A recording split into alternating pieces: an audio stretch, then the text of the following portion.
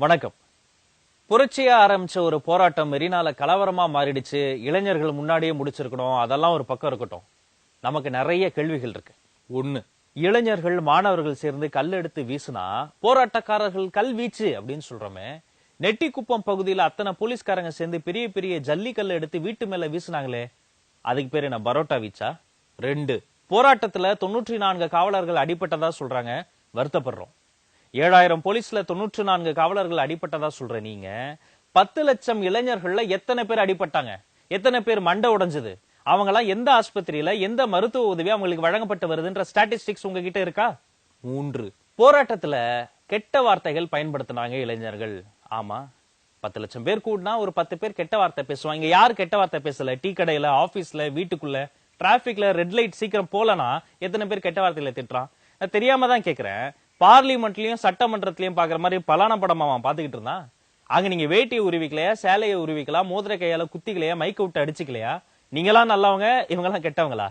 4, மெரினாவை சுற்றி இருக்கிற அனைத்து சாலைகளையும் மூடி அனைத்து போக்குவரத்தையும் நிறுத்தி விட்டு கிட்டத்தட்ட எல்லா வழியையும் அடைச்சிட்டு மெரினாக்குள்ள இருந்தவங்களை கலைஞ்சு போக சொல்லி தடியடி பண்ணா அவன் எங்க சார் போவான்? கடலுக்குள்ள குதிப்பானா? மணலை தோண்டி சுரங்கப்பாதை அமைப்பானா? இல்ல எகிரி குதிச்சு தலைமைச் செயலகத்துக்கு போவானா? 5, 7 மணிக்கு வந்து போராட்டத்தை கலைக்க சொல்றீங்க. அவங்க கேட்டது 2 மணி நேரம், நீங்க கொடுத்தது 10 நிமிஷம். சரியா 7:25க்கு பிரச்சனை ஆரம்பிச்சு 9 மணிக்குள்ள கடுமையான தடியடி. 11 மணிக்கு மெரினா பீச் போர்க்களமா மாறிடுச்சு. 2 மணி நேரம் டைம் கொடுக்கறதுல உங்களுக்கு என்ன பிரச்சனை? 6, ஆர்டினன்ஸ் காப்பியை கொண்டு வந்து காட்டு அப்படின்ட்டு காட்டியிருக்கீங்க. அதுல சீல் இல்ல, சிக்னேச்சர் இல்ல. சரவணா ஸ்டோர்ஸ்ல ஒரு தொடப்பக்கட்டை வாங்கினாலே அதுல பெய்டு சீலு, டெலிவரி சீலு, அந்த சீலு, இந்த சீல்னு இருக்கு. சரவணா ஸ்டோர்ஸ் பில்லுக்கு இருக்கிற மதிப்பு கூட ஒரு ஆர்டினன்ஸ் காப்பில இருக்க கூடாதான் அவன் கேள்வி கேட்டதுல என்ன தப்பு? 7, நிரந்தர தீர்வு வந்துருச்சு, 2 நாள் முன்னாடியே வந்துருச்சு, அது தெரியாம நீங்க போராட்டம் பண்ணது தவறுனா, அப்ப திங்கட்கிழமை சாயந்தரமா போராட்டம் எல்லாம் முடிஞ்ச பிறகு 5 மணிக்கு எல்லாரும் வெள்ளையும் சொல்லியுமா சட்டமன்றத்துல போய் டேபிள் மேட் விளம்பர மாதிரி டப்பு டப்புன்னு டேபிள் எல்லாம் தட்டி நீங்க பண்ண அந்த சட்டை ஏற்றலுக்கு பேர் என்ன? ESPN ஆக்ஷன் ரிப்ளையா? உண்மையிலேயே அந்த நிரந்தர சட்டம் திங்கட்கிழமை 7 மணிக்கு தானே உறுதி செய்யப்பட்டது. இதானே அவனும் கேட்டான். 8, ஒரு போலீஸ்கார அம்மா வீட்டை போய் கொளுத்துறாங்க. அது வீடு கூட இல்லைங்க, கிடைக்கிற பொருட்களை எல்லாம் வச்சு தார்பாய் மாதிரி ஒண்ணு வச்சு ஒரு வீடு மாதிரி ஒண்ணு இருக்கு. அதை சுத்தி அத்தனை போலீஸ் நிக்கும் போது ஒரு 50 பேர் இருக்காங்க. அவங்களுக்கு நடுவுல ஒரு பொம்பளை போலீஸ் போய் ஒரு வீட்டை கொளுத்துறாங்க. ஒரு ஆட்டோ ஒரு போலீஸ்காரர் கொளுத்தி இருக்கிறாரு. சின்ன சந்துக்குள்ள இருக்கிற ஒரு சின்னஞ்சிறிய குடிசை வீட்டுக்குள்ள போய் பெண்களை எல்லாம் லத்திய வச்சு கடுமையா தாக்கி வெளியில வந்து பைக்கு கண்ணாடியை உடைச்சு பைக் இழுத்து போட்டு கொடூரமா தாக்கி இருக்காங்க. மெரினா பீச்ல சும்மா நின்னுட்டு இருந்த பைக்கை கீழே தள்ளி சுத்தி நின்னு 2 போலீஸ் அடி அடின்னு அடிச்சிருக்காங்க. இத்தனைக்கும் வீடியோ ஆதாரம் இருக்கு. இத பத்தி கேட்டா அப்படி நடக்கவில்லைன்றீங்க. தவறு நடந்திருந்தால் நடவடிக்கை எடுக்கப்படும்ன்றீங்க. கடைசியில அதெல்லாம் மார்பிங்னு. இந்த மார்பிங் பச்சை பையனும் எத்தனை நாளைக்கு சொல்றீங்க? உங்க டெக்னாலஜியை கண்டு நான் வியக்கேன். 9, திருச்சி பகுதியில் இருக்கக்கூடிய டிசி மிஸ்டர் மயில்வாகனம் மாணவர்கள் மத்தியில் பேசி புரிய வச்சு அங்க ஒரு சுமூகமான எவாக்குவேஷனை பண்ணியிருக்கிறாரு. திருச்சியில் சுமூகமா முடிந்த ஒரு பிரச்சனையை சென்னையிலேயே உங்களால சுமூகமா முடிக்க முடியல. கடலூர்ல, கோயம்புத்தூர்ல, நாகர்கோயில்ல தடியடி நடத்தாமல் இந்த பிரச்சனையை ஸ்மூதா முடிச்சிருக்கவே முடியாதுன்னு உங்க மனசாட்சி தொட்டு சொல்லுங்க. 10, ஆன்டி சோசியல் எலிமெண்ட்ஸ்னு கண்டறியப்பட்ட 40 பேரை கண்டுபிடிச்சு அரெஸ்ட் பண்ணிருக்கோம், கடுமையான நடவடிக்கை எடுக்கப்படும்ன்றீங்க. இந்த 40 பேர் எப்படி இந்த மேக்னெட் குப்பையில வச்சு இருமானி எல்லாம் எடுப்பாங்களே அது மாதிரி பிடிச்சிங்களா? ரெட்டினா மூவ்மெண்ட் வச்சு பிடிச்சிங்களா? ஐடி கார்டு, ஆக்சஸ் கார்டு, தம்பி பிரச்சனை, ஆதார் கார்டு, ரேஷன் கார்டு வச்சு பிடிச்சிங்களா? சார், 40 பேரும் பெரிய கொள்ளக்காரனா? சென்னை நேரம் சுத்தமா இருக்குமே, செயின் ஸ்நாச்சிங் எல்லாம் நடக்காதா? சரி, இவெல்லாம் பெரிய ரவுடினா அவருடைய கிரைம் ரெக்கார்ட்ஸ் என்ன? கொலை, கொள்ளை, கற்பழிப்பு, மணல் மாஃபியா, சொத்து குவிப்பு, 2G ஸ்பெக்ட்ரம், இப்படி எக்கச்சக்கமான கேஸ்ல அவங்கள இன்வால்வ் ஆயிருப்பாங்களே, அந்த கிரைம் ஹிஸ்டரி எல்லாம் சொல்லுங்க, கேட்கறதுக்கு ரொம்ப ஆர்வமா இருக்கும்.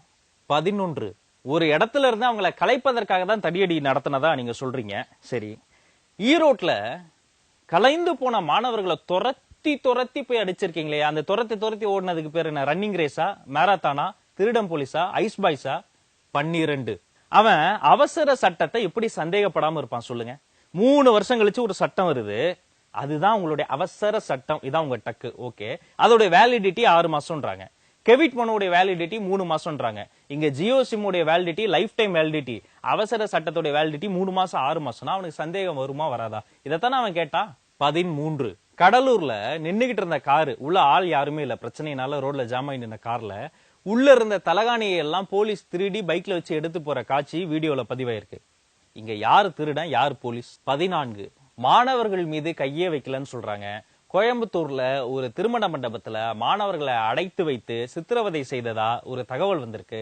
அது உண்மை இல்லைன்னு உங்களால மறுக்க முடியுமா? 15 ஒரு சின்ன சம்பவம்னாலும் உளவுத்துறை உடனே மஃப்டியில் என்ன பண்ணும், இந்த ஹேண்டிகேம்லாம் வச்சு வீடியோ எடுப்பாங்க.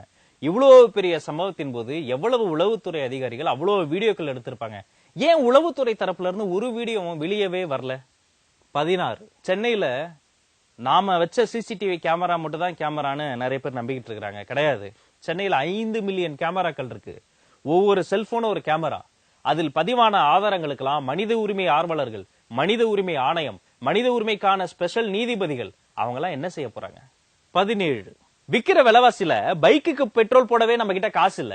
இதுல எங்கிருந்து இந்த மாணவர்களும் இளைஞர்களும் 10 லிட்டர் 15 லிட்டர் பெட்ரோலையோ டீசலையோ கொண்டு வந்து ஆட்டோவையும் போலீஸ் ஸ்டேஷனையும் அந்த வீட்டையும் குளித்திருக்க முடியும்? உண்மையிலேயே இந்த சாதாரண மாணவர்களின் கைகள் தான் இந்த கொளுத்துகிற வேலையை செய்ததுன்னு நீங்க மனசாட்சி தொட்டு சொல்றீங்களா? மெரினால குப்பையை அள்ளிய கைகள் ஒருபோதும் கொளுத்தாது. 18 ஒரு டிவி டிபேட்ல ஓய்வு பெற்ற போலீஸ் அதிகாரி சொல்றாரு, மெரினா பீச்ல அன்னைக்கு சிஎம் கிராசிங், கவர்னர் கிராசிங், அதனால அடிச்சு கலச்சோன்றாரு. சரி, மெரினால அன்னைக்கு சிஎம் கிராசிங், தமுக்க மைதானத்துல என்ன கவர்னர் ரேசிங்கா? வஉசி மைதானத்துல சிஎம் ஹார்ஸ் ரேசிங்கா?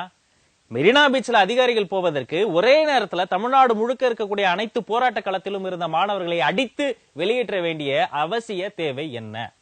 19 அந்நிய சக்திகள் ஊடுருவல்னு தொடர்ந்து சொல்லிக்கிட்டே இருந்தீங்களே, அந்த அந்நிய சக்திகள் யாரு கண்டுபிடிச்சிட்டீங்களா? அவங்க எப்படி இருக்காங்க? அந்நியம்னா அமெரிக்கா சக்தியா, அலுமாவா, அல் ஜசீராவா? அந்நியன்னா நடிகர் விக்ரமா? கண்ணிலே காணுமே, யார் அவரு? 20 ஒரு ஊடகத்தின் கேமராமேன் போலீஸுக்கு உள்ள அந்த கேமரா எடுத்து நுழைஞ்சிடறாரு. அங்க போலீஸ் தங்களுக்கு நடுவுல உடைத்து ரெடியா வீசுவதற்கு வைத்திருந்த கற்கள், இன்னொரு பக்கம் லத்திகள் இதெல்லாம் வச்சுக்கிட்டு நிக்கிறாங்க. ஒரு மேலதிகாரி வந்து இதெல்லாம் எடுக்கக்கூடாது, வெளில போங்க அப்படின்றாரு. இன்னொரு கான்ஸ்டபிள் லத்தியை வச்சு அந்த கேமராவை அடிச்சு கீழே தள்ளிட்டாரு. ஃபார்ச்சுனேட்லி ஆர் அன்பார்ச்சுனேட்லி இவ்வளவும் அதுல பதிவாயிருக்கு. சம்பவ இடத்துல இருந்த அந்த அதிகாரிகள் மீது என்ன நடவடிக்கை எடுக்கப்படும்? 21 பல வீடியோக்கள்ல ஆட்டோக்கள் கொளுத்தப்பட்டு பைக்குகள் உடைக்கப்பட்டு பொது சொத்துக்கு இந்த காவலர்களால் இவ்வளவு சேதாரம் ஏற்பட்டு இருக்கிறதே, அந்த சொத்துக்குரியவர்களுக்கு, அந்த வண்டிகளின் ஓனர்களுக்கு எத்தகைய இழப்பீடு அல்லது புதிய வண்டி வாங்கி தரப்படும்? அதை நீங்க கொஞ்சம் எக்ஸ்பிளைன் பண்ணுங்க. 22 ஒருத்தங்களை பிடிச்சிருச்சு அப்படிங்கறதுக்காக தலையில தூக்கி வச்சு கொண்டாடுறதும் தவறு. அவரு நமக்கு பிடிக்காத ஒரு கருத்தை சொல்றாருங்கிறதுக்காக அவரை கீழே போட்டு திடீர்னு லாஸ்ட் மினிட்ல மிதிச்சு சந்தேகப்படுறதும் மாபெரும் தவறு. இது நம்மளே கேட்டுக்க வேண்டிய கேள்வி. இந்த போராட்டம் மட்டும்தான் பிரிவினைகளை மறந்து நம்மள ஒன்னா சேர்த்து ஒன்னா நிக்க வச்சது. அந்த ஒற்றுமை தொடர்ச்சியா தொடர்ந்து போகணும். ஏன்னா இங்க மறதி மாநில வியாதி, துரோகம் தேசிய வியாதி.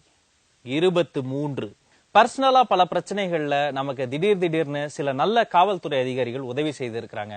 எத்தனையோ காவல்துறை அதிகாரிகள் பலருடைய வாழ்க்கையே மாற்றி கொடுத்திருக்கிறாங்க. ஆனால் இதை போன்ற பிரச்சனைகளின் போது இந்த காவல்துறை அதிகாரிகள் ஒன்றாக சேர்ந்து ஒரு போர்ஸா வரும் பொழுது அவங்க எப்படி நடந்துக்கிறாங்க அப்படிங்கறதான் இந்த உலகம் வரலாற்றில் பதிவு செய்யும்.